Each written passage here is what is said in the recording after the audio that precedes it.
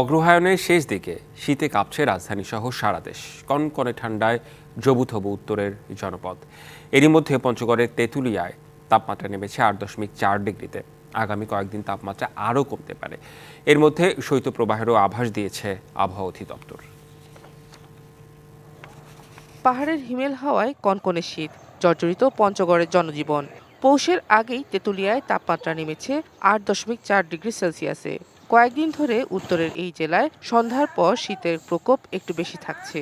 রাতভর বৃষ্টির মতো ঝরছে কুয়াশা। ঘন কুয়াশা আর তীব্র ঠান্ডায় মানুষের এখন জবুথবু অবস্থা। দুর্ভোগ বেড়েছে খেটে খাওয়া মানুষের। ঠান্ডা তো কষ্ট হয় না, কি করিবেন, আলু খেতে মাটি না দিলে তো হয় না।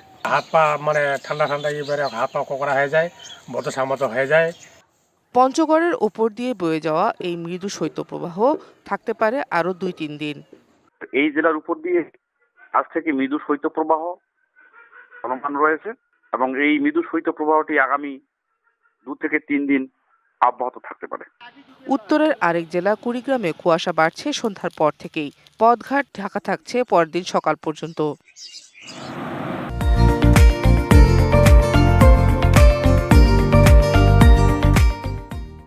উত্তরের হিমেল হাওয়ায় শীতের তীব্রতা বেশি অনুভূত হচ্ছে ঠাকুরগাঁওয়ে। কমেছে ঘরের বাইরে মানুষের আনাগোনা, বেড়েছে ঠান্ডাজনিত রোগ।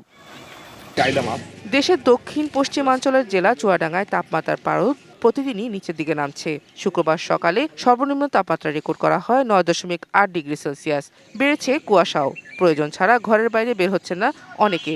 ভিড় বেড়েছে গরম কাপড়ের দোকানে। এই ঠান্ডায় মানুষ কেউ বেড়াচ্ছে না, যার কারণে আমাদের ঠিকমতো ভাড়া হয় না। হাত পা টালি যাচ্ছে, খুবই সমস্যা, কাজ কামে যেতে পারছি না।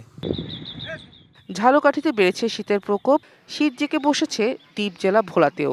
চরম দুর্ভোগে জেলে ও নৌযান শ্রমিক সহ নদী নির্ভর শ্রমজীবী মানুষ। প্রচণ্ড ঠান্ডা উপেক্ষা করেই কাজে বের হচ্ছেন কেউ কেউ। ঘন কুয়াশায় ব্যাহত হচ্ছে নৌযান চলাচল। কুয়াশা, তারপরে সব দিক দিয়ে একটু বেশি ঠান্ডা পড়ছে। আর কাজ না করলে আমরা আমাদের সংসার কিভাবে চলবে?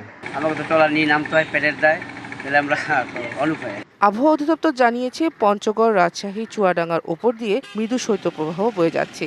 তা আরও কয়েকদিন অব্যাহত থাকবে। Sheikh Nigar Sultana, DBC news desk.